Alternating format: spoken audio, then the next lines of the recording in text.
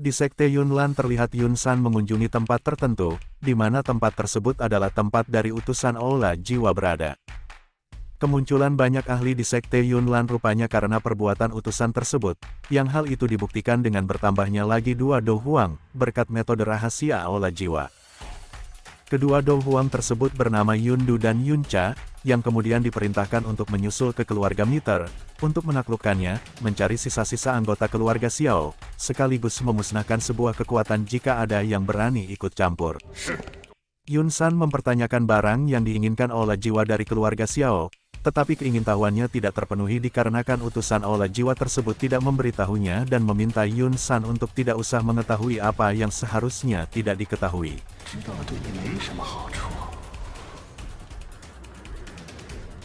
Entah berapa hari kelompok Xiaoyan melakukan perjalanan, tetapi saat ini mereka masih dalam perjalanan untuk menuju ke ibu kota kerajaan, tempat keluarga Miter berada. Rupanya pasukan Sekte Yunlan sudah menyerang hingga mereka tidak punya pilihan selain bertahan dan menyerang para murid Sekte yang datang. Terlihat Hai Bodong menjatuhkan beberapa murid Sekte Yunlan sementara Yafei memimpin pasukan pemanah dan Teng San ditemani para tetua melakukan pertahanan. Kondisi saat ini membuat beberapa tetua menyalahkan keluarga Xiao yang dilindungi keluarga mereka, sehingga Sekte Yunlan melancarkan serangannya. Hai Bodong berhasil menahan pasukan Sekte Yunlan sehingga pertempuran mereda sejenak. Orang yang berkursi roda adalah Xiao Li, kakak pertama dari Xiao Yan, yang saat ini muncul dengan maksud menyerahkan dirinya dan setengah keluarga Xiao, dengan harapan mempertahankan sedikit keturunan dan berharap Sekte Yunlan akan menghentikan serangannya. Tetapi niat tersebut ditolak oleh Hai Bodong karena dia menyadari betul kondisi kerajaan Jiama saat ini. Alasan keluarga Miter melindungi keluarga Xiao hanyalah alasan kedua, tetapi di baliknya itu ada niat untuk menjadi penguasa, sehingga percuma saja jika ingin berkorban di situasi seperti ini. Hai Bodong juga menaruh kepercayaan penuh kepada Xiao Yan sehingga selain ingin menghentikan niat jahat Sekte Yunlan, dia melindungi keluarga Xiao karena dia berpikir jauh ke depan, meyakini jika Xiao Yan akan berdiri teguh di benua ini, sehingga membangun hubungan dari sekarang termasuk investasi, yang akan dibuktikan di kemudian hari. Tak berselang waktu yang lama, Yun Du dan Yun Cha telah tiba, sehingga Hai Bodong harus berhadapan dengan mereka, sementara Yafei ditugaskan untuk menjaga gedung dalam sekaligus sebagai pertahanan terakhir dari pasukan keluarga Miter. Hai Bodong melepaskan serangan kecil dengan maksud menguji dua Do Huang di hadapannya, dan mendapati kalau aura mereka berdua tidak stabil, tidak seperti Do Huang pada umumnya. Melihat ini Hai Bodong curiga kalau Yun San memiliki metode untuk meningkatkan tingkat kekuatan seseorang dan membuat Do Huang palsu di hadapannya. Sambil Hai Bodong mengukur kekuatan, sambil juga mereka berdiskusi, tetapi tidak mencapai kesepakatan yang sama, sehingga pertempuran pun terjadi. Para murid Sekte Yunlan maju menyerang, baik angkatan udara maupun darat, demikian juga keluarga Miter dengan pasukan pemanah dan pasukan darat. Teng San sendiri harus bertempur di udara, setelah dua doang dari Sekte Yunlan bertambah yang dari diskusi mereka, diketahuilah bahwa mereka adalah kenalan lama si Teng San, bernama Yun Fu dan Yun Su, tetapi hari ini harus bertarung untuk menunjukkan kesetiaan masing-masing. Hai Bodong sendiri terlibat pertarungan sengit dengan kedua Do Huang, dan sedikit didorong mundur oleh keduanya.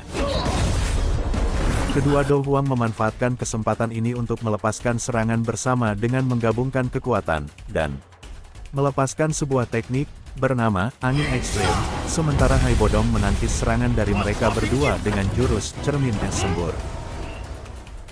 Beralih ke kediaman keluarga kerajaan, terlihat Yao Ye mendesak Jia Xingtian untuk bertindak, karena ditakutkan mereka adalah target selanjutnya. Tetapi Fama dan Jia Xingtian memilih untuk menjadi pengamat, mengingat kekuatan Sekte Misty Cloud saat ini semakin besar, ditambah Yun San yang adalah praktisi tingkat Dousong.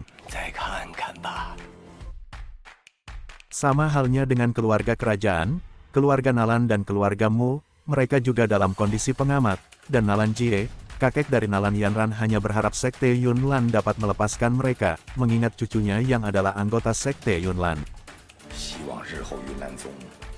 Persediaan anak panah keluarga Miter mulai menipis, sementara beberapa murid sekte Yunlan berhasil menerobos, dan jika keadaan ini berlanjut, gedung dalam tidak akan bertahan lama.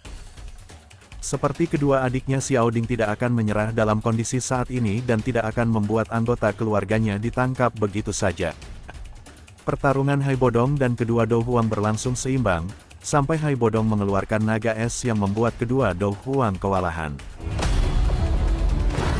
Tak mau kalah, kedua Do Huang membentuk burung raksasa dengan penggabungan kekuatan dan membenturkannya dengan naga es, sehingga naga es dan burung raksasa sama-sama hancur. Yun Fu dan Yun Su berhasil menjatuhkan Teng San dan masih membujuknya untuk menyerah saja, kemudian akan membujuk ketua sekte untuk mengampuninya. Tetapi sebagai keluarga bisnis, Teng San menekankan jika keluarga Miter memang menyukai uang, tetapi tidak ada yang pengecut.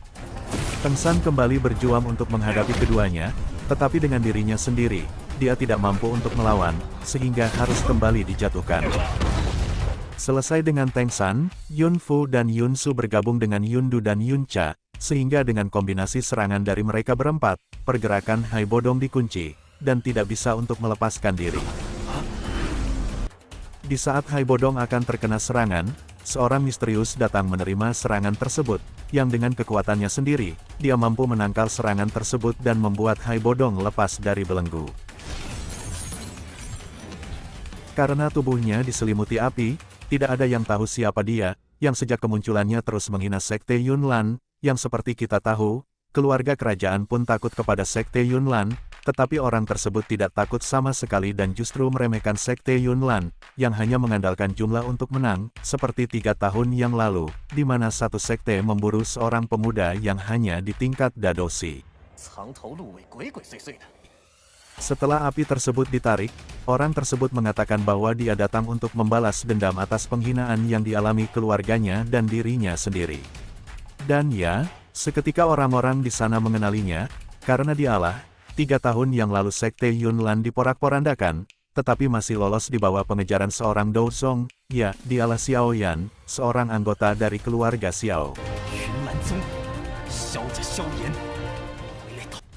Melihat Xiao Yan kembali, orang-orang sekte Yunlan kembali mengandalkan jumlah, dengan memanggil 5 Do Wang yang sejak dari tadi bersembunyi, di mana mereka adalah pasukan khusus yang disiapkan apabila ada kekuatan yang ikut campur. Merasa akan menang, kelompok sekte Yunlan tersebut tidak mengetahui jika Xiao Yan bukanlah bocah naif 3 tahun yang lalu, dan tentunya tidak datang untuk mencari mati, tetapi datang untuk membalas dendam, sehingga dengan tepukan tangan biasa, para ahli yang dibawa Xiao Yan pun turun satu persatu dan membuat kelompok sekte Yunlan panik seketika. Episode 53 berakhir di sini, dan sebenarnya saya sudah upload beberapa hari yang lalu dan sudah ditonton sebanyak kurang lebih 500 kali. Tetapi karena pelanggaran hak cipta, video tersebut diblokir sehingga saya terpaksa menghapusnya dan membuat video terbaru. Oke, terima kasih buat kalian yang sudah menonton dan sampai jumpa di episode 55.